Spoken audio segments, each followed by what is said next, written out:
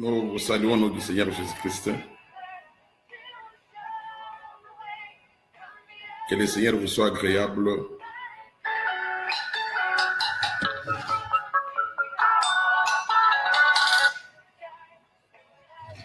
Que le Seigneur vous soit agréable partout où vous êtes en ce moment. Que la grâce du Seigneur soit dans votre vie. Nous sommes dans votre émission La Lumière du Soir, où nous voulons partager la parole du Seigneur avec vous. Comme vous le savez, ces derniers temps, nous avions pris l'initiative de pouvoir partager cette parole avec vous chaque mercredi et chaque samedi à la même heure. Le mercredi passé, nous avions eu un problème de connexion. Alors nous croyons qu'aujourd'hui, le Seigneur nous fera grâce. Nous n'allons pas avoir ce problème de connexion. Alors, nous avions promis que nous allions parler sur Matthieu chapitre 3 au verset 4. Là où le Seigneur, la Bible dit que Jean-Baptiste se nourrissait de sauterelles et il était habillé en vêtements de chameau. Alors, avant qu'on puisse, ça c'était d'ailleurs une question qu'un bien-aimé avait posée. Alors, avant qu'on puisse répondre à cette question, nous allons d'abord répondre à la première question, toujours dans le livre de Matthieu. Cette fois-là, Matthieu chapitre 20. Matthieu chapitre 20. Et nous lisons à partir du verset 20. Alors la mère des fils de Zébédée s'approcha de Jésus avec ses fils et se prosterna pour lui faire une demande. Il lui dit: que veux-tu? Ordonne, lui dit-elle, que mes deux fils, que voici, soient assis dans ton royaume, l'un à ta droite et l'autre à ta gauche. Jésus répondit: vous ne savez ce que vous demandez. Pouvez-vous boire la coupe que je dois boire? Nous le pouvons, dirent-ils. Nous saluons la présence de l'apôtre Bienfait.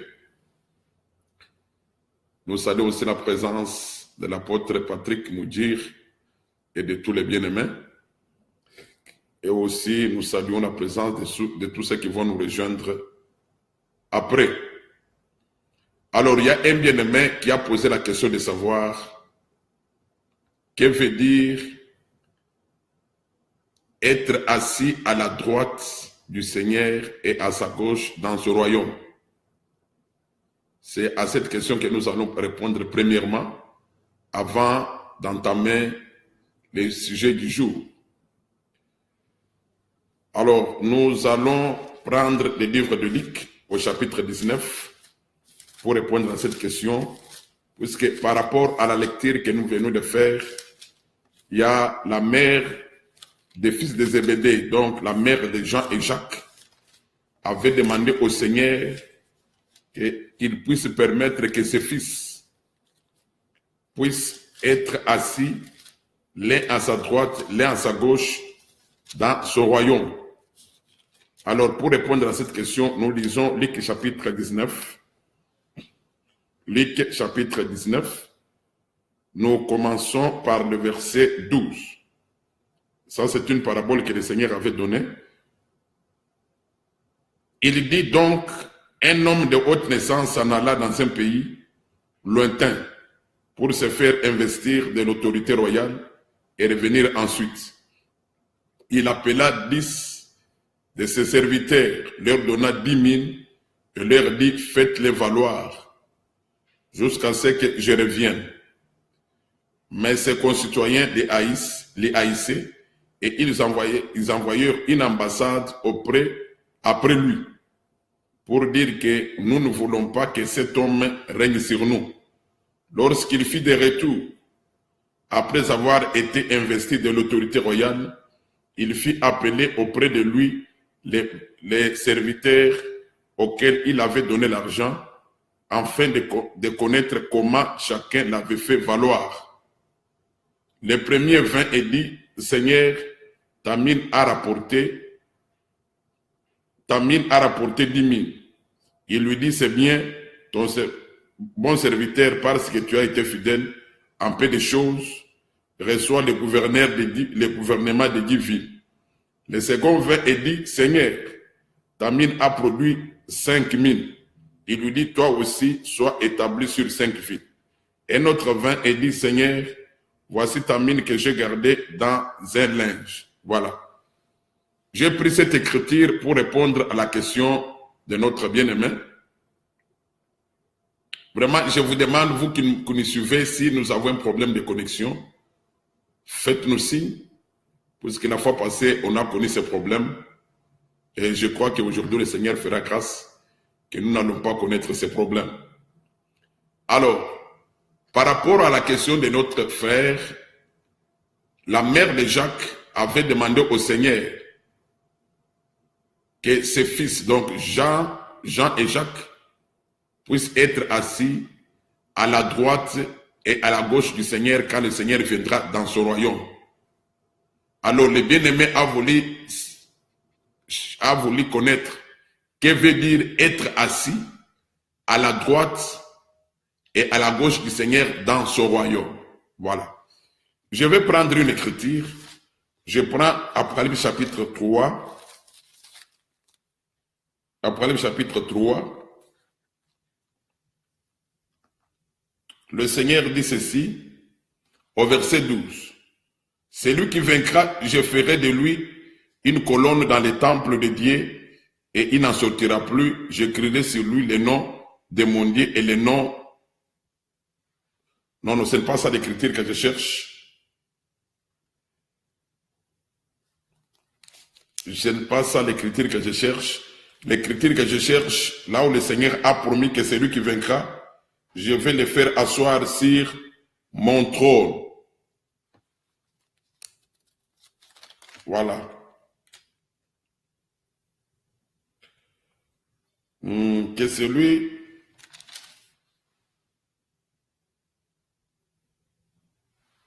ok, je pense que je vais retrouver l'écriture.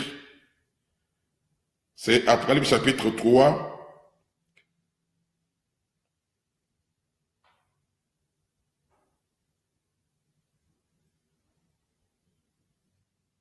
Je m'excuse beaucoup. Souffrez que je puisse retrouver cette écriture. Ok. Ok. Et Apocalypse 3, verset 21. Celui qui vaincra, je le ferai asseoir avec moi sur mon trône. Voilà. C'est avec cette écriture que je vais répondre à la question de notre bien-aimé. Le Seigneur promet que celui qui va vaincre, le Seigneur le fera asseoir sur son trône. Or, quand on parle du trône dans les Saintes Écritures, le trône parle du pouvoir. Pour dire que celui qui va vaincre, le Seigneur va lui donner son pouvoir. Il aura le même pouvoir avec le Seigneur par rapport à cette écriture que nous venons de lire. Donc, celui qui vaincra, je le ferai asseoir sur mon trône. C'est ça ce que le Seigneur a dit. Parler du trône, c'est parler du pouvoir. Pour dire que tout celui qui va vaincre, il aura le même pouvoir avec le Seigneur. Alors, quand nous rentrons dans la parabole de Luc chapitre 19, là où nous avons lu, le Seigneur donne une parabole. Dans la parabole, il va dire ceci, qu'il y a un homme de haute naissance qui était parti dans un pays lointain pour se faire investir d'une autorité royale. Et cet homme-là qui est parti dans un pays lointain pour se faire investir d'une autorité royale, c'est seulement le Seigneur Jésus-Christ. Puisque vous allez vous souvenir que quand le Seigneur Jésus est venu sur la terre, en lui, il avait le pouvoir d'être roi, mais le Seigneur n'avait pas exercé le pouvoir d'être roi quand il était venu dans sa première venue. Alors, quand l'Écriture dit qu'il y a un homme qui est parti dans un pays lointain pour se faire investir d'une autorité royale et ensuite revenir, cette Écriture parle du Seigneur Jésus-Christ. Quand il reviendra dans sa deuxième venue, c'est à ce moment-là qu'il va revenir comme roi pour qu'il puisse prendre le règne de la terre pendant 1000 ans, selon les Saintes Écritures. Alors, dans la parabole là de Luc 19, le Seigneur va dire que avant que cet homme parte, il avait pris une mine et il a donné la mine à ses serviteurs. Donc, chaque serviteur avait reçu la mine. Alors, au retour, quand il est rentré, il a pu demander à ses serviteurs, il leur a fait rendre compte de ce qu'il leur avait donné. Le premier a dit, tu m'as donné une mine, voici, j'ai rapporté 10. Et le Seigneur va lui dire que comme tu as rapporté 10, je vais te donner les gouvernements de 10 villes. Et l'autre qui avait reçu une mine seulement, qui avait aussi reçu une mine comme l'autre, lui, il avait rapporté 5. Et le Seigneur va lui dire que je vais te donner le gouvernement de 5 villes. Donc, pour dire qu'il y a à l'un, le Seigneur a donné le gouvernement de 10 villes, à l'autre, le Seigneur a donné le gouvernement de 5 villes. Et c'est là, le Seigneur l'a fait selon que chacun avait fait valoir la mine, selon le travail de tout un chacun. Donc, celui qui avait beaucoup travaillé, le Seigneur lui a donné, il a donné 10 villes sur lesquelles il va régner. Et à l'autre, il a donné 5 villes. Alors, nous disons ceci, que ça c'était une parabole qui mérite une explication. Vous allez vous souvenir, selon les livres de Daniel au chapitre 5, chapitre 7 plutôt, le Seigneur a promis qu'il va donner le règne de la terre à son peuple, au peuple de Dieu. Puisque les moments pendant lesquels nous vivons, le règne de la terre n'appartient pas au peuple de Dieu, mais le règne de la terre appartient au diable. C'est ça ce que le Seigneur a, c'est ça ce qui est écrit dans le livre de Luc au chapitre 4. Alors, le Seigneur a promis qu'il va donner le règne de la terre à son peuple quand lui-même va être roi pendant 1000 ans sur la terre. Et quand le Seigneur va prendre le règne de la terre, il ne va pas régner seul, il va régner avec son peuple. Il va régner avec tout celui qui aura vaincu.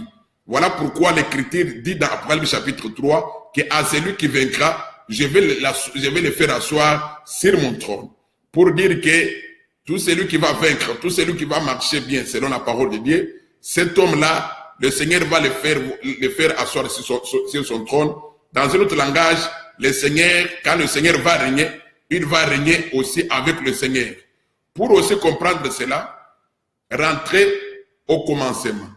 Au commencement, quand Dieu avait créé Adam, Dieu avait donné à Adam le règne de la terre. Et Adam n'avait pas régné seul, Adam avait régné avec son épouse. Ce qui était arrivé au commencement était seulement l'ombre des choses à venir. C'est ça ce qui arrivera, que quand le Seigneur prendra le règne de la terre, il ne va pas régner seul sur la terre, mais il va régner avec tout celui qui aura vaincu, tout celui qui aura suivi le Seigneur, tout celui qui aura marché selon la parole du Seigneur. Mais remarquez une chose, que tous nous serons dans la vie éternelle. Tous nous serons dans le règne du Seigneur. Mais seulement, la différence est qu'il y aura des gens qui seront à gauche, il y aura aussi des gens qui seront à droite, selon ce qui est écrit dans Matthieu chapitre 20. Donc le problème est d'expliquer qu'est-ce que veut dire être assis à la droite du Seigneur et à la gauche du Seigneur. Alors nous lisons Psaume 72. Psaume 72. Nous allons revenir sur la parabole. Nous lisons d'abord Psaume 72. Psaume 72. Voilà. Je vais lire à partir du verset 8. Il dominera d'une mer à l'autre et du fleuve aux extrémités de la terre. Voilà. Quand le Seigneur va prendre le règne de la terre, le Seigneur va régner comme fils. C'est comme Salomon, pendant ce règne, il y avait la paix. Et le règne du Seigneur Jésus, c'est un règne de paix, il y aura la paix partout dans le monde. Alors, par rapport à l'écriture que nous venons de lire ici, l'écriture dit que Quand Salomon avait régné, il avait régné d'une mer à l'autre et du fleuve aux extrémités de la terre. Voilà comment Salomon avait régné. De la même manière que Salomon avait régné, de la même manière que le Seigneur, quand il va prendre le règne de la terre, il va régner de la même manière. Salomon, quand il avait régné d'une mer à l'autre et d'un fleuve jusqu'aux extrémités de la terre. Dire que régner sur la mer et sur le fleuve, cela veut dire quoi? La mer dans les Écritures saintes parle des nations puissantes, des grands royaumes. Les Écritures saintes les appellent comme étant la mer, des grandes eaux, puisque la mer parle des grandes eaux. Les grandes eaux dans les Saintes Écritures parlent des nations puissantes, des grands royaumes, comme les États-Unis. C'est un pays comparable à la mer, aux grandes eaux. Mais les fleuves, ce sont les petites eaux quand il faut les comparer par rapport à la mer. Les petites eaux, ce sont des nations du monde, mais qui ne sont pas aussi puissantes. Comme par exemple le Cameroun, c'est une nation de la terre, mais le Cameroun n'est pas puissant par rapport à la France, par rapport à la Belgique par exemple. Alors quand l'Écriture dit que Salomon avait régné d'une mer à l'autre et du fleuve jusqu'aux extrémités de la terre, pour dire que quand Salomon avait régné, il avait régné sur tous les royaumes de la terre. Il avait dominé sur tous les royaumes de la terre. Pour dire que quand le Seigneur Jésus aussi va régner, il va régner sur tous les royaumes de la terre.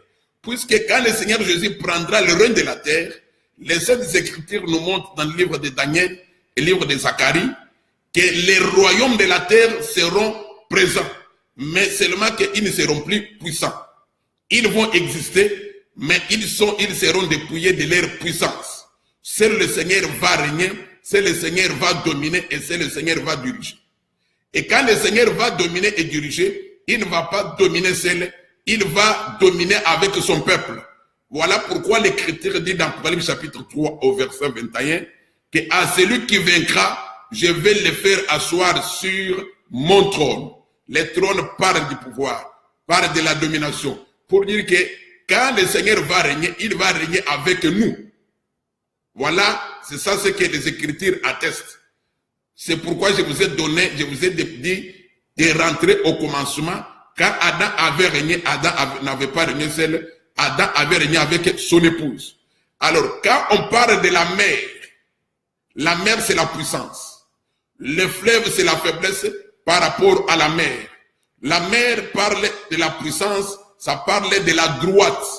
Le fleuve parle de la gauche. Donc, c'est-à-dire que quand Salomon avait régné, il avait régné sur les forts et sur les faibles.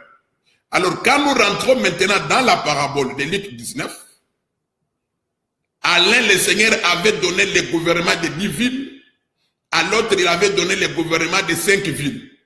Pour dire que, à l'un, il avait donné une grande gloire, celui qui règne sur 10 villes, il a une grande gloire par rapport à celui qui règne sur 5 villes.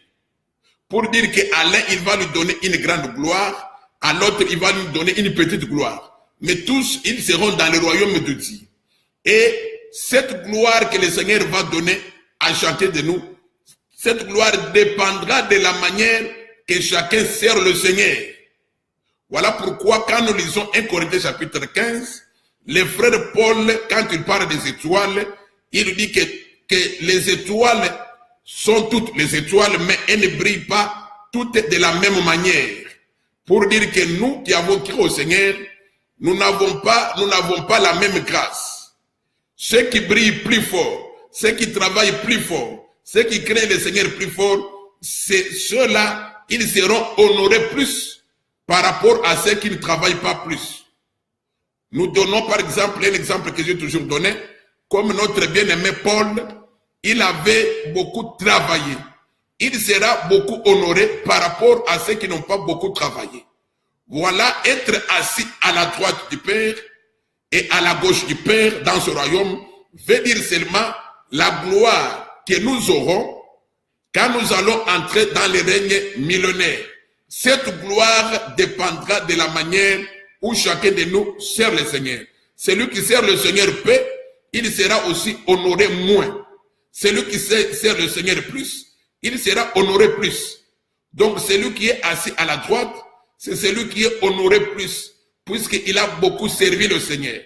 Mais celui qui est assis à la gauche, celui-là, il est honoré moins, mais puisqu'il avait aussi travaillé peu.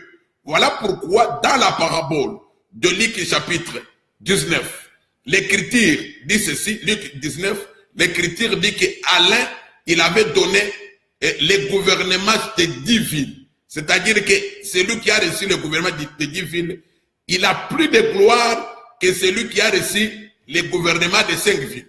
Voilà être assis à la droite du Seigneur et à la gauche du Seigneur dans son règne, dans le règne millénaire. Nous avons toujours enseigné, selon les Saintes Écritures, que le règne millénaire va prendre 1000 ans sur la terre des hommes, et quand le Seigneur va régner sur la terre, les royaumes de la terre vont exister, mais ils seront dépouillés de toute puissance. Ils ne vont plus régner comme ils règnent aujourd'hui, et le règne du Seigneur Jésus, c'est un règne de paix. C'est un règne de paix. Quand le Seigneur va prendre le règne de la terre, il y aura la paix sur toute l'étendue de la terre et il y aura la prospérité. Tout sera bien. Alors, pour conclure, pour donner, terminer cette question, nous disons qu'être assis à la droite du Seigneur et à sa gauche dans le royaume de Dieu parle seulement de la manière que le Seigneur va honorer tout un chacun de nous. Celui qui sert le Seigneur plus aujourd'hui, il sera honoré plus. Et celui qui sert le Seigneur moins, il sera aussi honoré moins. Donc c'est ça, être assis à la droite et à la gauche du Seigneur dans les royaumes de Dieu par rapport à la question que notre bien-aimé avait posée. Maintenant, nous entrons dans les vifs de notre sujet du jour. C'est aussi une question, les vêtements et la nourriture de Jean-Baptiste. Nous lisons Matthieu chapitre 3. Matthieu chapitre 3, verset 4. Est-ce que tout va bien? Si tout va bien, faites-moi signe. Est-ce que tout va bien, vous qui me suivez? Nous saluons aussi la présence du pasteur Jean-Paul Baya. Est-ce que tout va bien?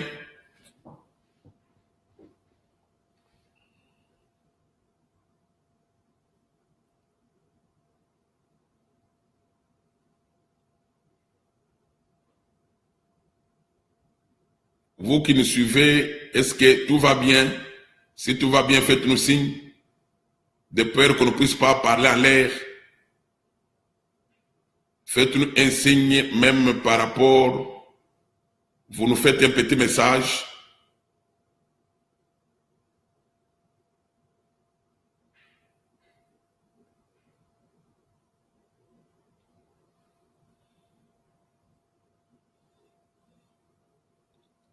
Avant qu'on continue, on voudrait savoir si tout va bien. Ok. Gloire au Seigneur, tout va bien. Nous lisons maintenant Matthieu chapitre 3 au verset 4. Jean avait un vêtement de poil et de chameau et une ceinture de cuir autour des reins. Il se nourrissait de sauterelles et de miel sauvage. Voilà. C'est ça. Nous allons répondre aussi à cette question. Nous répondons aussi à cette question. Jean-Baptiste avait un vêtement de poil de chameau et une ceinture de cuir autour de ses reins, et il se nourrissait de sauterelles et les miels sauvages.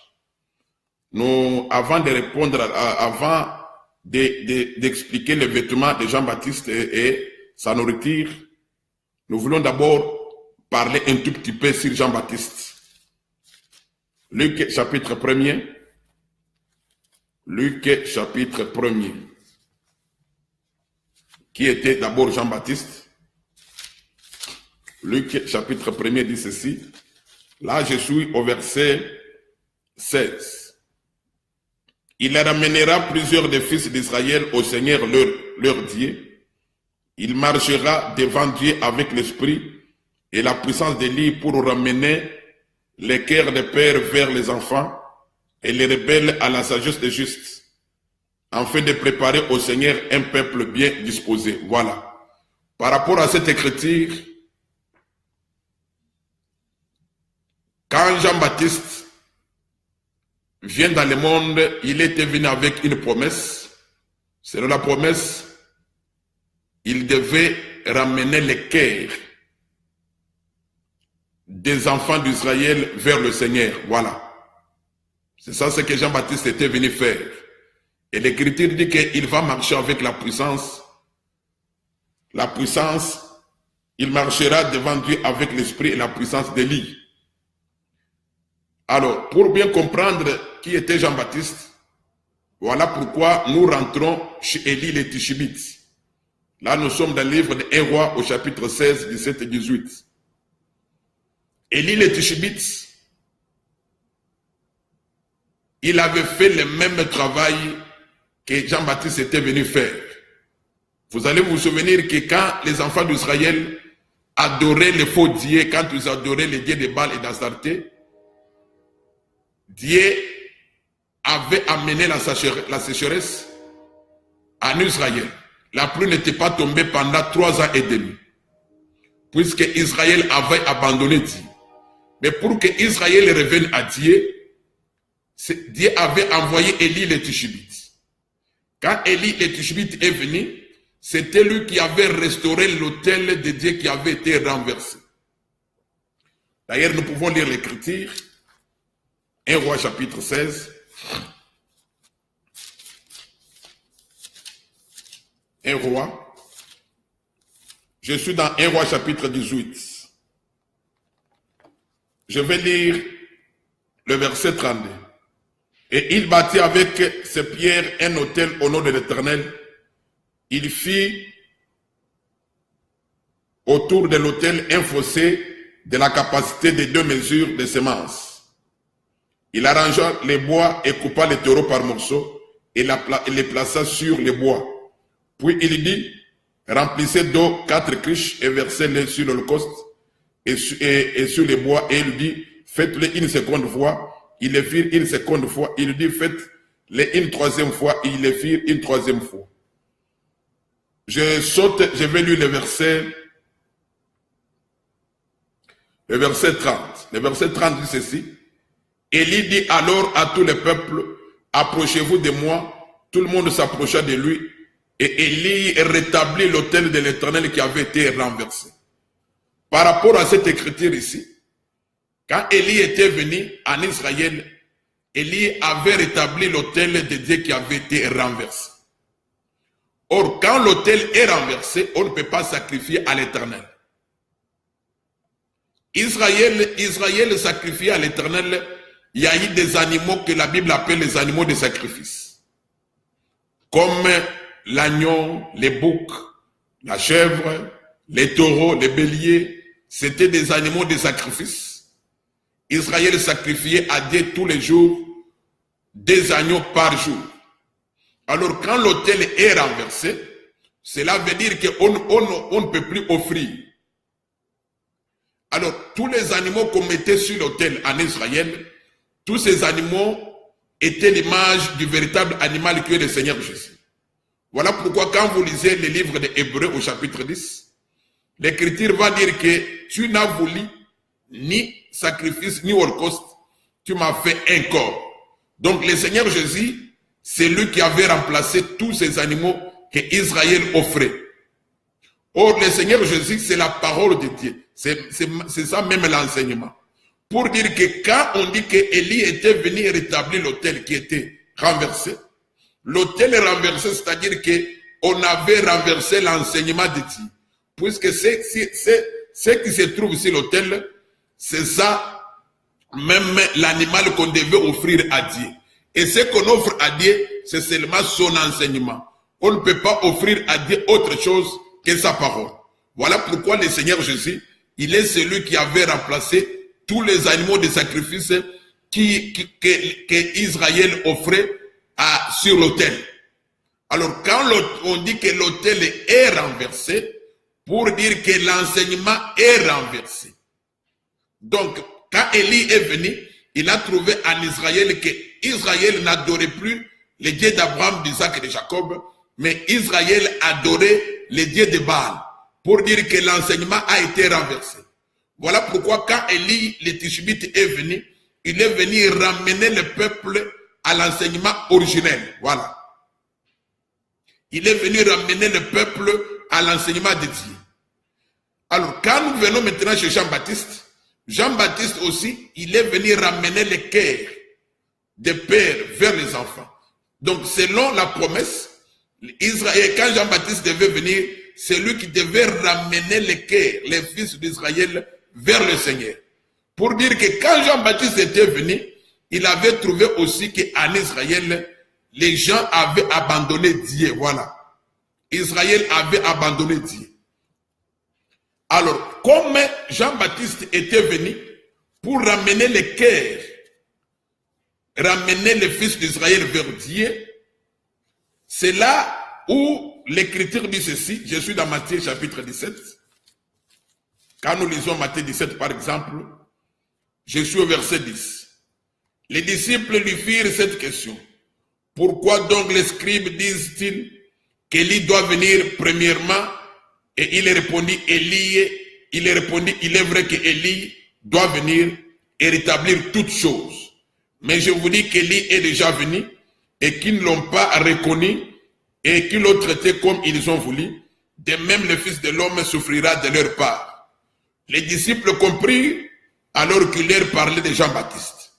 C'est ici où l'Écriture confirme que Jean-Baptiste, c'est lui l'Élie qui devait venir rétablir toutes choses. C'est-à-dire ramener les fils d'Israël vers Dieu. Pour dire que quand Jean-Baptiste était venu, les fils d'Israël avaient déjà abandonné Dieu.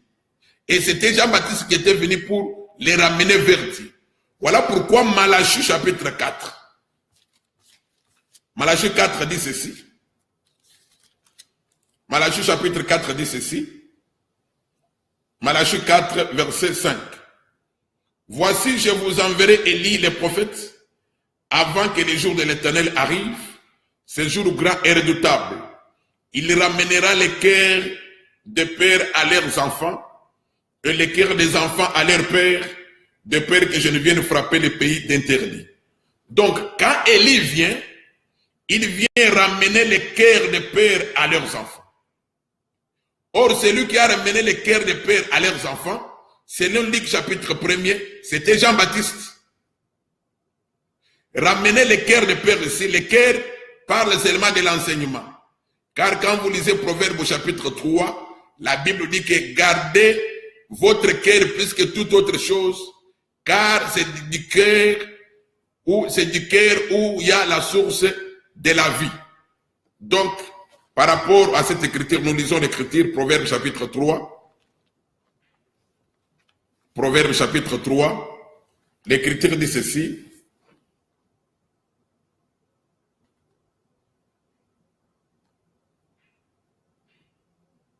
L'écriture dit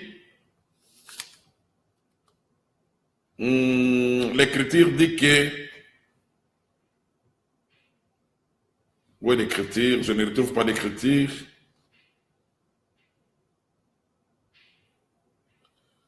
Ok.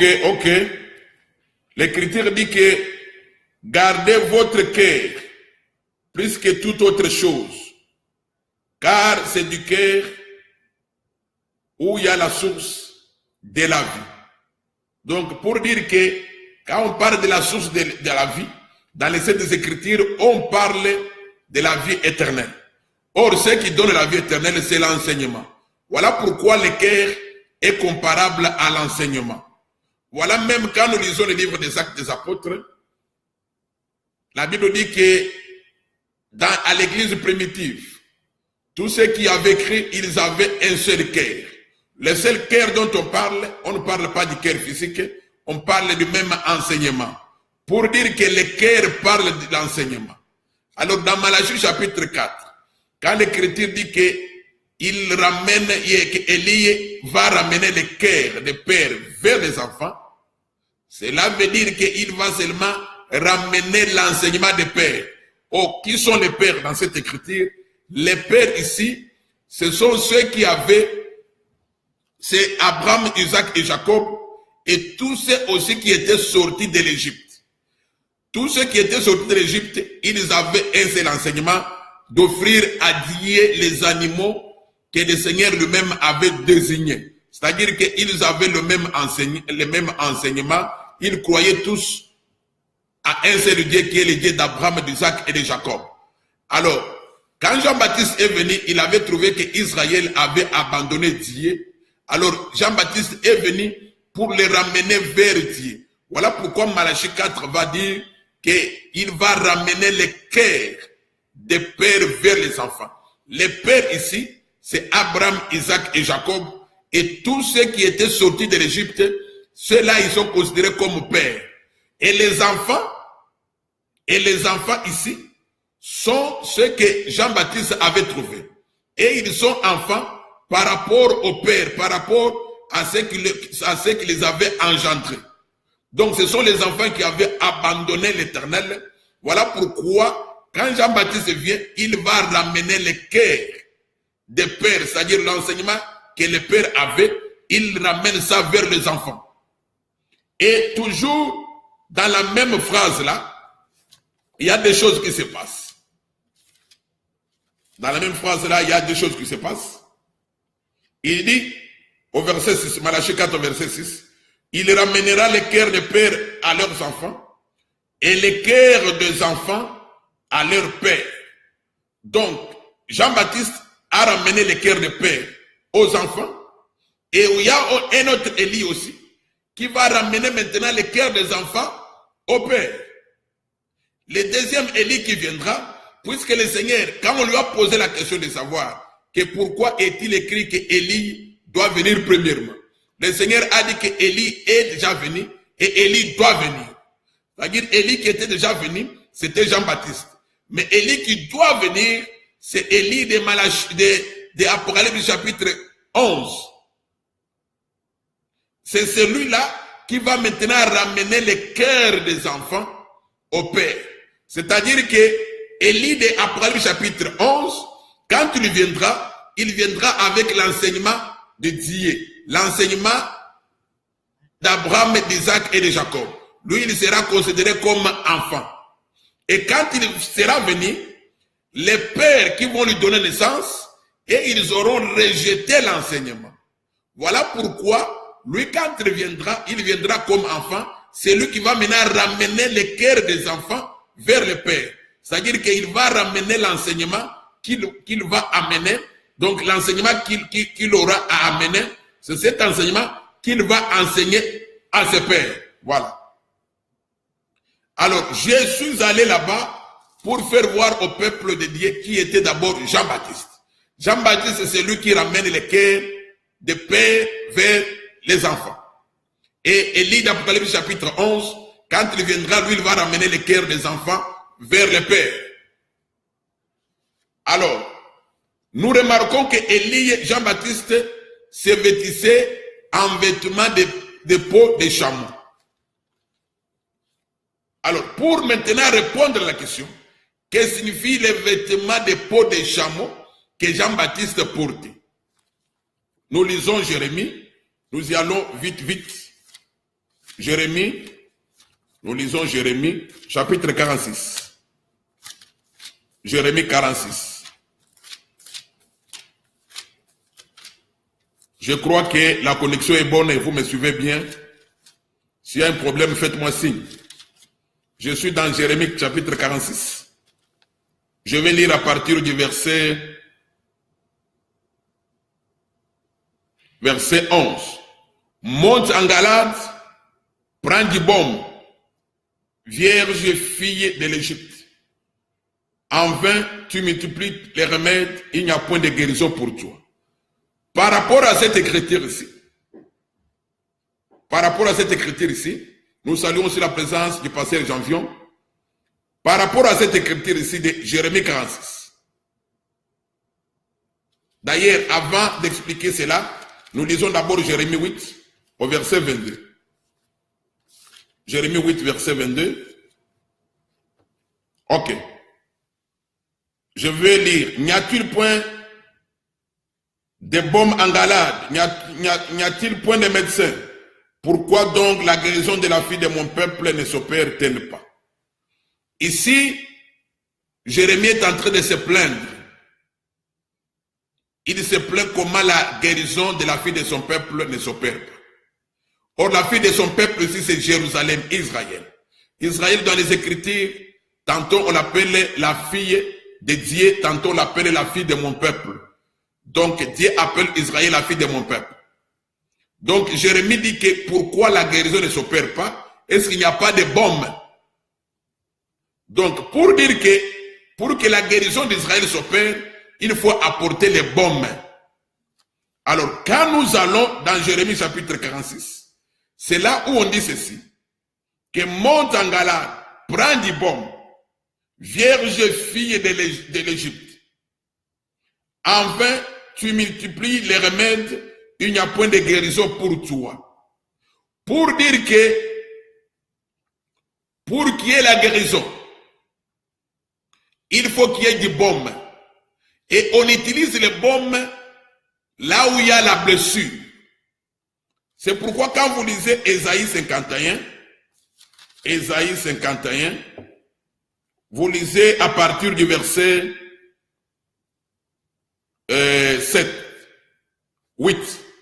Soudain Babylone tombe, elle est brisée, gémissez sur elle, prenez du baume pour sa plaie, peut-être guérira-t-elle. Par rapport à cette écriture, le Seigneur appelle la chute de Babylone comme étant une plaie. Donc la plaie dans la Bible, c'est ça ce que Dieu appelle chute. Ou soit la chute, c'est ça ce que Dieu appelle plaie. Ici, le Seigneur va dire que Babylone est tombée, elle s'est blessée. Elle s'est blessée. Alors pour guérir cette plaie, il faut du baume.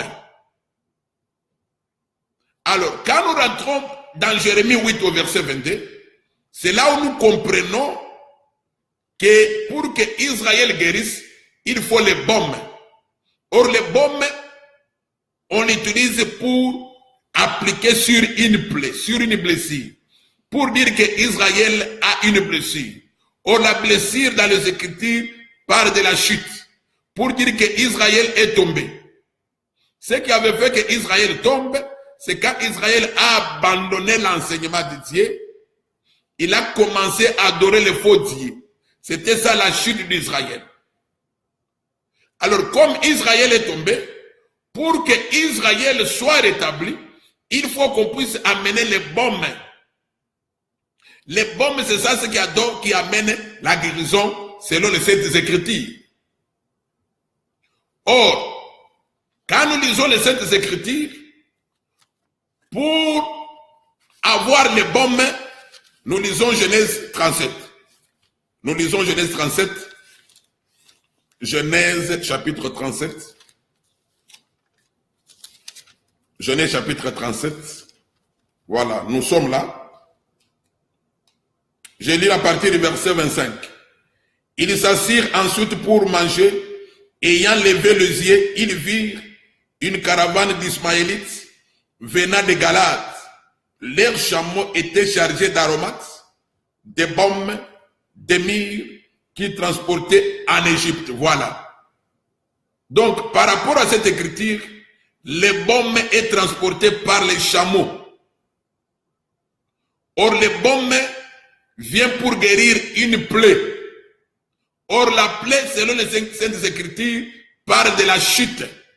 Pour dire que, quand Jérémie 8, chapitre 8, verset 22, quand le frère Jérémie, le prophète Jérémie plaît, il dit que, est-ce qu'il n'y a pas de baume pour que la fille de mon peuple soit guérie? Pour dire que les baumes qui guérit, les baumes guérissent seulement la plaie. Pour dire que, quand Jérémie dit que, est-ce qu'il n'y a pas de baume pour la guérison de la fille de mon peuple, nous comprenons que Israël est tombé. Voilà. Puisque les baumes viennent pour guérir la plaie. Et la plaie, selon les Saintes Écritures, parle de la chute. pour dire qu'Israël est tombé. Ce qui avait fait qu'Israël tombe, c'est quand Israël avait abandonné le vrai enseignement. Il a abandonné l'enseignement d'Abraham, d'Isaac et de Jacob. Quand il a abandonné cet enseignement, c'est ça ce qu'on appelle la chute d'Israël. Mais pour que Israël guérisse, il faut qu'on puisse amener les baumes. Et pour que les baumes viennent, selon Genèse chapitre 37, il faut que les chameaux puissent amener ces baumes-là. Voilà pourquoi, quand nous lisons Matthieu chapitre 3 au verset 4, quand nous voyons Jean-Baptiste porter les vêtements des chameaux, nous comprenons que les baumes est en train de venir, ou soit la guérison d'Israël est en train de venir, puisqu'il n'y a que les chameaux, selon les Saintes Écritures, qui peut apporter les baumes. Voilà. C'est pourquoi vous allez remarquer, quand Jean-Baptiste est arrivé en Israël, c'est lui qui avait ramené le cœur des pères vers les enfants. Puisque c'était lui qui avait amené la repentance en Israël pour que plusieurs fils d'Israël puissent être ramenés à Dieu. Voilà, si nous voyons Jean-Baptiste porter l'habit des chameaux, les vêtements de peau des chameaux, c'est là où nous disons que les chameaux, quand nous les voyons venir, nous allons comprendre que le baume est arrivé. Voilà pourquoi quand nous rentrons dans le livre des rois, l'habillement que portait Jean-Baptiste, c'est le même habillement que portait Élie le Tishbite. Vous allez vous souvenir du roi Akaz. Ce roi-là, qui était le roi en Israël, quand il était tombé, il était blessé. Voilà. Quand il était tombé, il était blessé. Il cherchait la guérison. Oh, les rois en Israël représentaient Israël. Pour dire que la chute du roi, c'est ça la chute même d'Israël. Et comme les rois étaient blessés, c'est là où nous comprenons qu'Israël aussi avait une plaie. Et pour que la plaie guérisse, il faut amener les baumes. Selon Jérémie 8, au verset 22. Et aussi selon Jérémie 46, verset 11. Il n'y a que les baumes qui peuvent guérir la plaie. Et la plaie ici, c'est la chute. Nous lisons cela. Nous lisons encore le livre des 2 rois au chapitre 1er. 2 rois chapitre 1er. J'ai lu le verset 2. Or, Akazia tomba par les treillis et il en fit malade. Voilà. Akazia ici, c'est le roi d'Israël qui était tombé. Les rois en Israël représentaient tous les peuples car le roi c'est la tête. Donc quand nous voyons le roi tomber, nous comprenons que c'est Israël qui est tombé. Mais remarquez, quand vous lisez l'histoire, vous allez remarquer quand ce roi est tombé et il est devenu malade. Au lieu de chercher l'Éternel Dieu, la Bible dit ceci. Quand nous lisons au verset 6.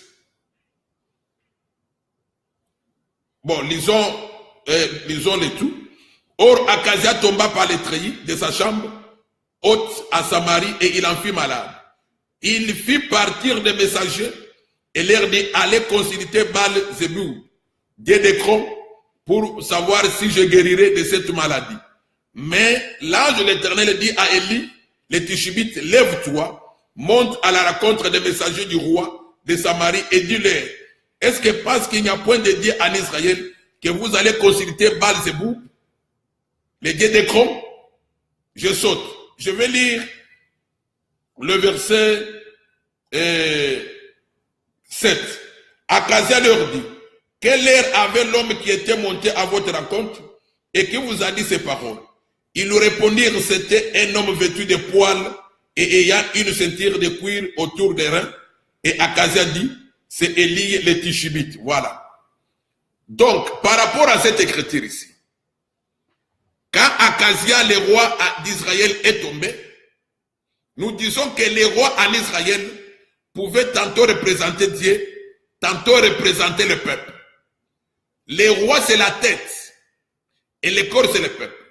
Quand le roi Akazia tombe, c'est là où nous comprenons que c'était la chute d'Israël. Alors remarquez que quand le roi, pas le roi Akab, le roi Akazia, nous sommes dans 2 Rois chapitre 1, quand le roi Akazia est tombé par les treillis de sa chambre, nous comprenons que c'est Israël qui est tombé. On n'a pas le temps d'expliquer pourquoi il était tombé par la fenêtre. Donc nous comprenons que c'était la chute d'Israël. Alors quand le roi Akazia est tombé, il est tombé et il était devenu malade. Au lieu de consulter les dieux d'Israël, lui, il a envoyé des messagers vers les dieux étrangers, vers les dieux d'Écron, et dieux qu'on appelle Écron. C'est ainsi que l'Éternel avait dit à Élie le Tishbite que lève-toi, va rencontrer les messagers du roi Akazia. Il les a rencontrés, il leur a dit que retournez, dites au roi que comme il n'a pas cherché la face de l'Éternel Dieu, il va mourir de sa maladie. Et le roi va poser, quand les messagers sont rentrés, pour donner le message au roi, l'Écriture dit que le roi a posé la question. Quel était l'air de celui que vous avez rencontré? Ils lui ont dit que le monsieur était vêtu en poil et il avait une ceinture de cuir à ses reins. Directement, Akazia a compris qu'il s'agissait d'Élie. Or, Élie, quand il était venu, Élie était venu pour ramener le cœur d'Israël vers Dieu. C'est lui qui avait rétabli l'autel en Israël quand Israël était tombé. Voilà pourquoi nous expliquons que cette chute du roi Akazia, c'était la chute d'Israël. Or, quand Israël est tombé, pour que Israël soit guéri, les Saintes Écritures nous disent qu'il faut les baumes. Puisque la chute parle de la plaie, pour dire que Israël était blessé. Alors cette blessure, pour que la blessure guérisse, il faut amener les baumes, selon Jérémie 8, verset 22, et selon Jérémie 46, verset 11, et aussi selon Jérémie chapitre 51. Donc la plaie parle de la chute. Nous saluons la présence du pasteur bienvenu et de notre bien-aimé Serge et tous les autres bien-aimés, l'homme de Dieu Barouani, notre frère citoyen du ciel et tous les autres. Alors, nous étions en train de dire que pour que Israël puisse guérir, il fallait qu'on puisse amener les baumes, puisque les baumes viennent pour soigner une plaie. Et selon les Saintes Écritures, les baumes ne peuvent être amenés que par les chameaux. Voilà pourquoi quand nous voyons notre frère Jean-Baptiste vêtu de peaux de chameau, nous comprenons que c'est l'arrivée du baume en Israël. Voilà pourquoi quand Jean-Baptiste est venu, c'est lui qui avait ramené le cœur des pères vers les enfants. C'est lui qui avait ramené l'enseignement qu'avait les pères d'Israël. Il avait ramené cet enseignement au peuple d'Israël. Voilà pourquoi il avait prêché la repentance en Israël. Ça, c'est les vêtements de peau de chameau. Alors, Jean-Baptiste portait aussi autour de ses reins une ceinture de cuir. Alors, pour parler de la cuir, nous allons dans Jérémie chapitre 13. Pour parler de la ceinture plutôt, nous allons dans Jérémie 13. Jérémie 13. Je vais lire seulement un ou deux versets. Je lis Jérémie 13, verset 11. Car comme on attache la ceinture au rein d'un homme, ainsi je m'étais attaché toute la maison d'Israël et toute la maison de Juda, dit l'Éternel, afin qu'ils fissent mon peuple, mon nom, ma louange et ma gloire, mais ils ne m'ont point écouté. Quand vous lisez à partir du verset 1er, vous allez remarquer le Seigneur va dire au prophète Jérémie, achète une ceinture.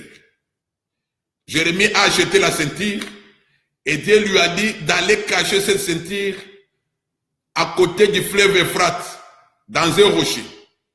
Jérémie a caché la ceinture là-bas. La ceinture est restée là-bas pendant beaucoup de jours. Et quelques jours après, Dieu va dire encore à Jérémie de retourner prendre la ceinture. Quand il est retourné pour prendre la ceinture, il a trouvé que la ceinture était déjà gâtée, abîmée. Et quand Jérémie retire la ceinture, c'est là où le Seigneur va dire ceci. Je suis dans Jérémie 13, verset 6. Plusieurs jours après, l'Éternel me dit, lève-toi, va vers l'Euphrate, et là, prends la ceinture que je t'avais ordonné d'y cacher. J'allais vers l'Euphrate, je fouillais et j'ai pris la ceinture dans les lieux où je l'avais cachée, mais voici la ceinture était gâtée et n'était plus bonne à rien. La parole de l'Éternel me fut adressée en ces mots. Ainsi par l'Éternel, c'est ainsi que je détruirai l'orgueil de Juda. Voilà. Donc, vous allez comprendre que quand la ceinture est gâtée, le Seigneur va dire que c'est ainsi que je vais détruire l'orgueil de Juda. C'est ici où nous comprenons que le Seigneur compare aussi la ceinture à son peuple. Voilà. Donc, la ceinture parle du peuple. Et quand nous voyons Jean-Baptiste attacher la ceinture de cuir autour de ses reins, nous comprenons que c'est le peuple de Dieu que Dieu ramène vers lui et Dieu va encore s'attacher à ce peuple. Puisque le Seigneur lui-même dit, de même que l'homme attache les ceintures à ses reins, de même que je m'étais attaché au peuple d'Israël. Pour dire que quand nous voyons Jean-Baptiste attacher la ceinture autour de ses reins, nous comprenons que quand Israël revient à Dieu, Dieu sera attaché encore à Israël. Là, c'est la ceinture. Maintenant, à part la ceinture, il y a eu encore, à part la ceinture, il y a encore la nourriture. Jean-Baptiste se nourrissait des sauterelles et du miel sauvage. Nous parlons d'abord des sauterelles. Les sauterelles, là nous sommes dans le livre de Joël chapitre 2. Joël chapitre 2. Joël chapitre 2, je suis au verset 25.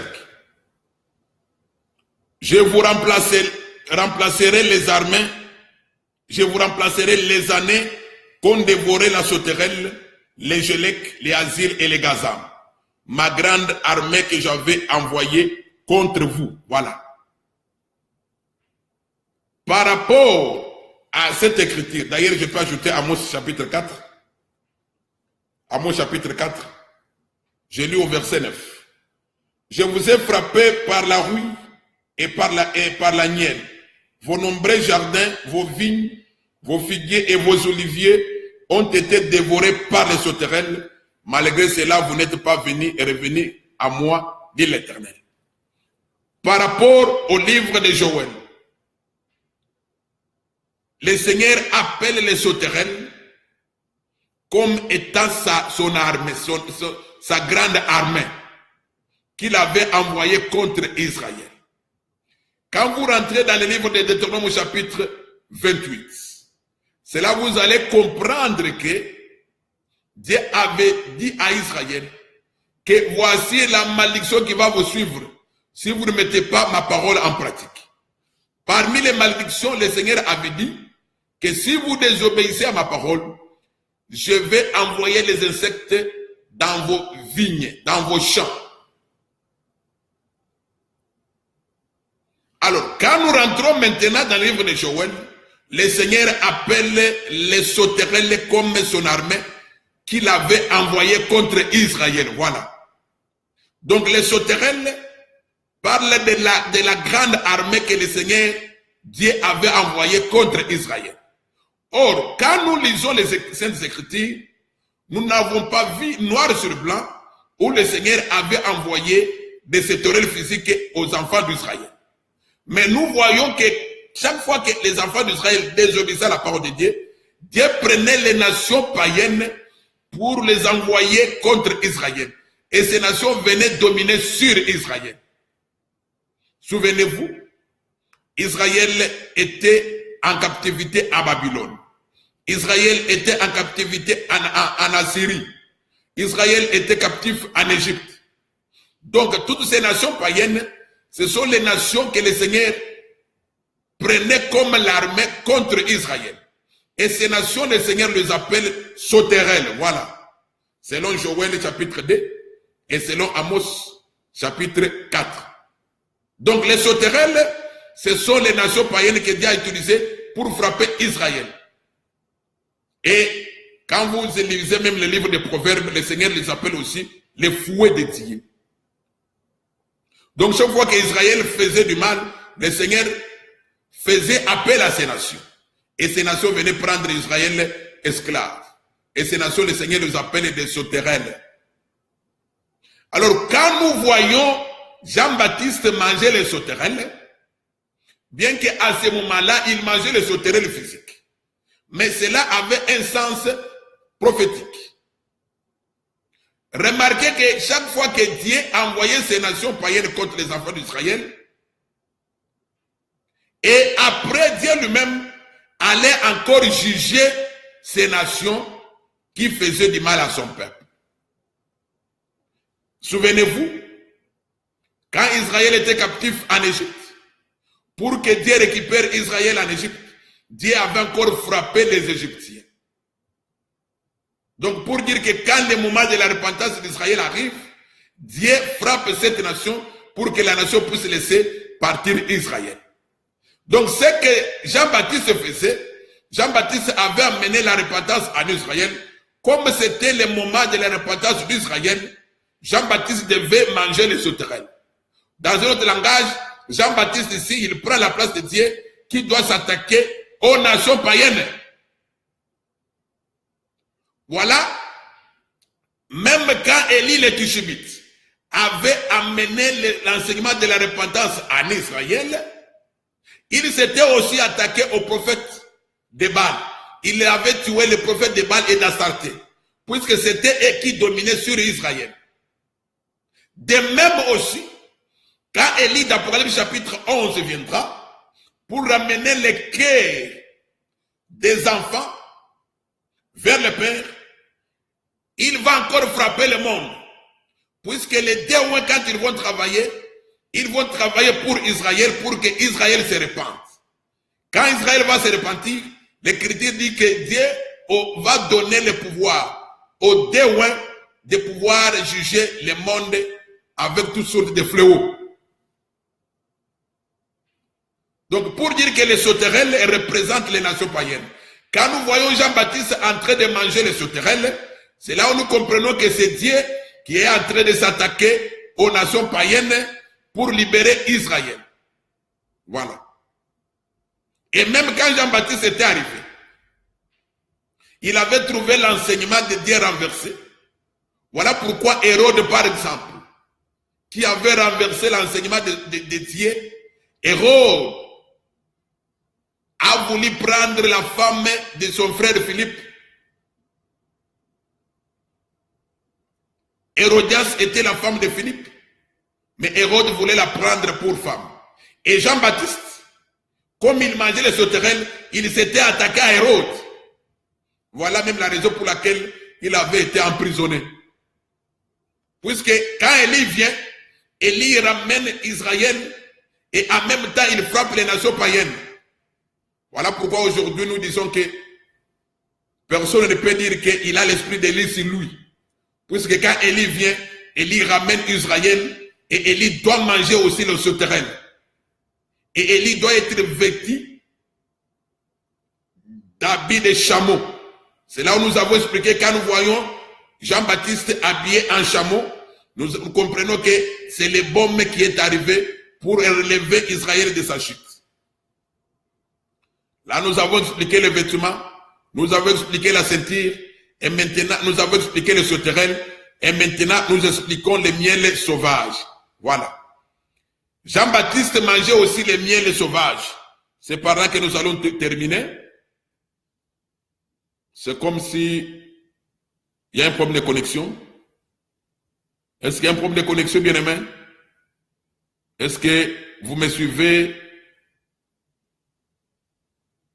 Est-ce que vous me suivez?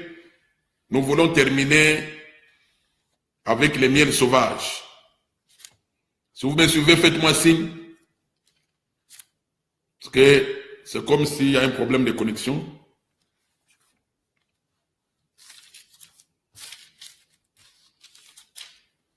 Faites-moi signe, même par écrit. Je ne vois rien. Vous me suivez?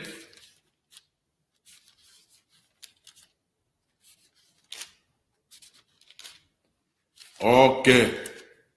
Ok, merci. Nous sommes dans Ésaïe chapitre 7 pour parler du miel sauvage. C'est par là que nous allons terminer. Nous saluons aussi la présence de l'homme de Dieu, Jean Gongo, à partir de Dijon en France. Que le Seigneur puisse vous bénir. Nous terminons par les miels sauvages. Les miels sauvages que Jean-Baptiste mangeait. Et nous lisons Ésaïe chapitre 7. Je lis à partir du verset 17. L'Éternel fera venir sur toi, sur ton peuple et sur la maison de ton père, des jours tels qu'il n'y en a point eu depuis les jours où Ephraïm s'est séparé de Juda. Les rois d'Assyrie, en ces jours-là, l'Éternel sifflera les mouches qui sont à l'extrémité des canaux de l'Égypte et les abeilles qui sont au pays d'Assyrie. Ils viendront et se poseront toutes dans les vallons désolés et dans les fentes des rochers, sur tous les buissons et sur tous les pâturages. En ce jour, le Seigneur rasera avec un rasoir pris à louage, au-delà du fleuve, avec les rois d'Assyrie, la tête et les poils des pieds. Il enlèvera aussi la barbe en ce jour-là. Chacun entretiendra une jeune vache et 2 brebis. Et il y aura une telle abondance de lait qu'on mangera de la crème, car c'est des crèmes et des miels que se nourriront tous ceux qui seront restés dans les pays. Voilà. Les miels sauvages est différent du miel qu'on a déjà extrait. Les miels sauvages, c'est le miel qui est encore sur l'arbre, ou soit qui est encore en forêt, mais entouré des abeilles. Donc, vous savez, quand les abeilles font du miel, il y a ce qu'on appelle Esaïm, ou soit la maison là. Esaïm là, cette maison là. Donc, entouré des abeilles, quand les abeilles sont encore là, on appelle ça miel sauvage. Mais quand le miel est déjà extrait, pour le manger à la maison, il n'est plus sauvage. Alors, Jean-Baptiste mangeait le miel sauvage.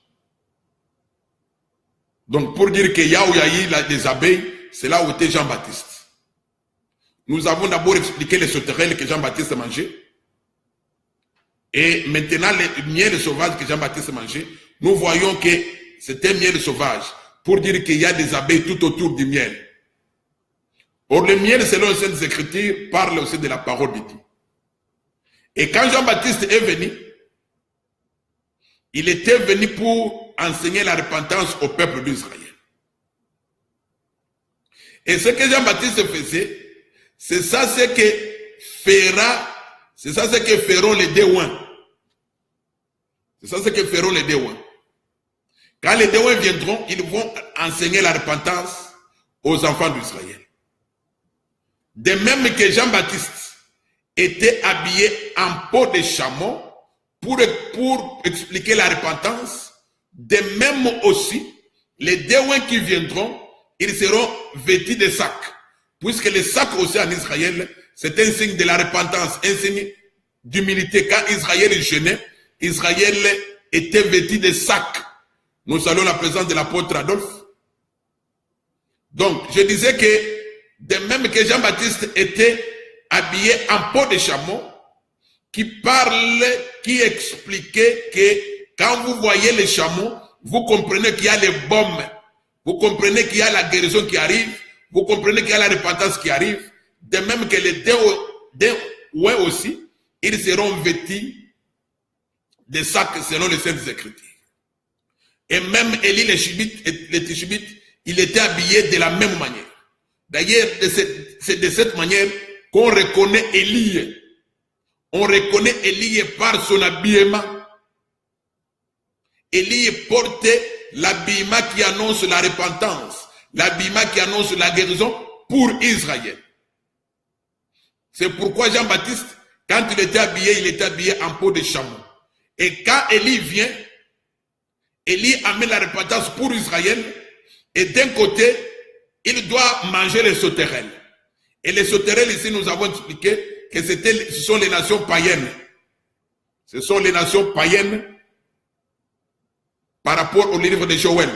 Pour dire que quand Élie vient, quand il enseigne la repentance, d'un côté, de l'autre côté, il doit frapper les nations païennes. Voilà pourquoi Élie le Tishbite, quand il a enseigné la repentance en Israël, il a frappé aussi les dieux de Baal.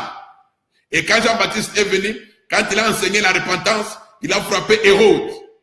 Et aussi quand Élie d'Apocalypse chapitre 11 viendra, quand il va enseigner la repentance, il va aussi frapper le monde. Voilà. Et cette repentance, on l'enseigne à Israël. Mais remarquez que Jean-Baptiste mangeait le miel sauvage. Le miel sauvage, c'est le miel qui se trouve encore en forêt, mais entouré des abeilles. Alors, par rapport à l'écriture d'Ésaïe 7, l'Éternel va dire ceci aux enfants d'Israël, qu'il y aura des jours qui vont arriver, des jours de difficulté, d'angoisse, de détresse. Et ces jours qui vont arriver, quand ces jours arriveront, le Seigneur va appeler les abeilles de la Syrie. Le Seigneur va appeler les abeilles de la Syrie. Donc les abeilles vont sortir de la Syrie. Oh, quand le Seigneur parle des abeilles qui vont sortir de la Syrie, le Seigneur ne parle pas des abeilles physiques, mais il parle des hommes méchants, donc les Syriens. C'est-à-dire que les Syriens vont venir en Israël. Mais quand les Syriens viendront en Israël, l'Écriture dit que pendant que les abeilles seront là, vous allez manger la crème.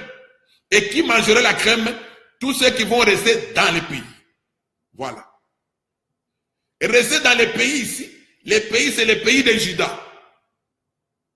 Et rester dans le pays, Juda c'est ça le pays de Dieu. Le pays de Dieu c'est la parole. Et rester dans le pays, c'est-à-dire rester attaché à la parole. Pour dire que quand les déouins viendront, il y aura des gens qui seront attachés à la parole. Ces gens-là, ils vont manger la crème, ils vont manger le miel. Mais quand ils seront en train de manger le miel, il y aura aussi des abeilles. Et les abeilles, ce sont des méchants. Voilà pourquoi quand vous lisez Apocalypse chapitre 11, quand les déouins annonceront la parole aux 144 000, les 144 000 seront en train de manger le miel. Mais il y aura des abeilles. Les 144 000 seront tourmentés puisqu'ils vont refuser d'adorer la bête. Donc quand les déouins vont les prêcher la parole, ils vont les prêcher la parole pour qu'ils se détachent de la bête. Pour dire qu'il y aura des abeilles qui vont les faire du mal. Puisque quand les abeilles viennent, c'est pour faire du mal. Voilà pourquoi quand Jean-Baptiste mange le miel sauvage, d'ailleurs vous allez comprendre physiquement que quand Jean-Baptiste était en train de manger ce miel-là, les abeilles les piquaient. Les abeilles les piquaient. Mais lui il mange malgré que les abeilles les piquent. Pour dire que Jean-Baptiste ici, qui mange le miel sauvage, représente le peuple de Dieu, le peuple d'Israël qui en ce jour-là, quand il va manger le miel, mais il y aura des abeilles qui vont lui faire du mal. Donc les 54 000 seront tourmentés par les abeilles. Les abeilles, ce sont les hommes méchants qui vont faire du mal aux enfants d'Israël quand Israël sera en train de manger le miel. Voilà, en conclusion, nous disons ceci, que Jean-Baptiste, c'était lui qui était Élie qui devait venir. Selon Malachie chapitre 4, quand Élie vient, il ramène le cœur des pères vers les enfants et il ramène le cœur des enfants vers le père. Et quand Jean-Baptiste était venu, c'était lui qui avait ramené le cœur des pères vers les enfants. Mais ramener le cœur des enfants vers le père, ça c'est Apocalypse chapitre 11. Puisque ramener le cœur des pères vers les enfants, c'est ici où ça a compliqué beaucoup de gens, jusqu'à aller même proclamer un homme et Élie. Ça a compliqué beaucoup de gens. Pourquoi?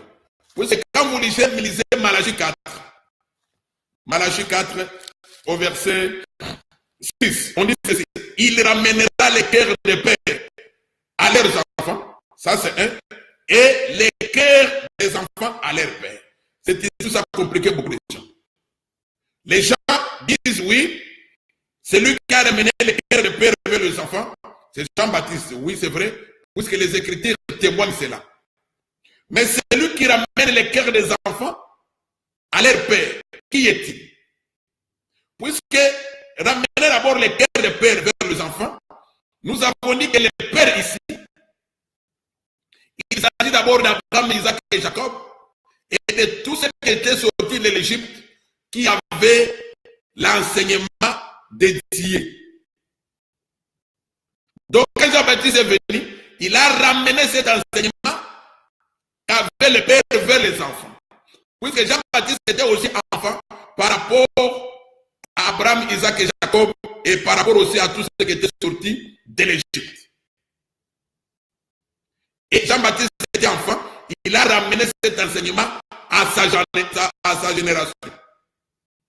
Et maintenant, quand on dit que ramener le cœur des enfants à leur père, maintenant ça devient maintenant le contraire.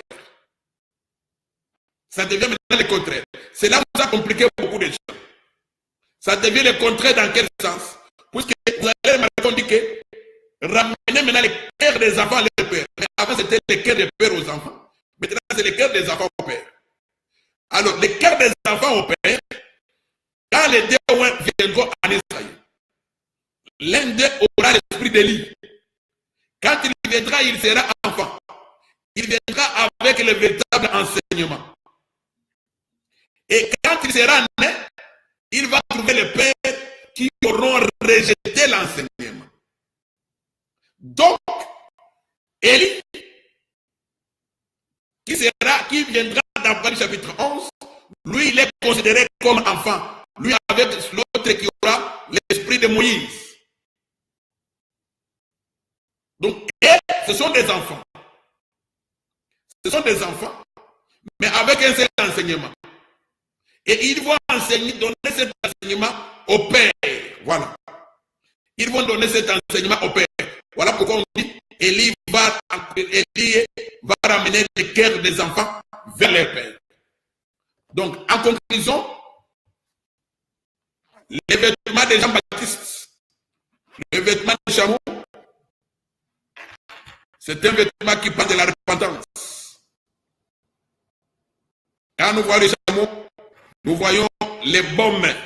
Les baumes viennent pour guérir la plaie, pour dire qu'Israël a une plaie, Israël est tombé. Quand nous voyons Jean-Baptiste venir en peau de chameau, nous comprenons que c'est l'arrivée du baume qui est arrivé en Israël pour qu'Israël soit guéri. Puisque aujourd'hui Israël est tombé.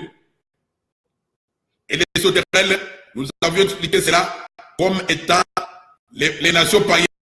C'est ça ce que Dieu a appelé sa grande armée. Et nous avons dit que Jean-Baptiste, Quand ils mangent les sauterelles, nous comprenons que c'est Dieu qui s'attaque aux nations païennes pour faire sortir Israël. Puisque chaque fois qu'Élie vient, Élie doit manger les sauterelles. Quand quelqu'un se dit qu'il est Élie et il ne mange pas les sauterelles, nous comprenons que c'est un faux. Élie mange les sauterelles et Élie mange aussi les miels sauvages. Nous avons beaucoup parlé aujourd'hui. Que le Seigneur puisse vous bénir. Nous sommes à la fin de notre mission. Nous allons nous rencontrer prochainement par la grâce du Seigneur.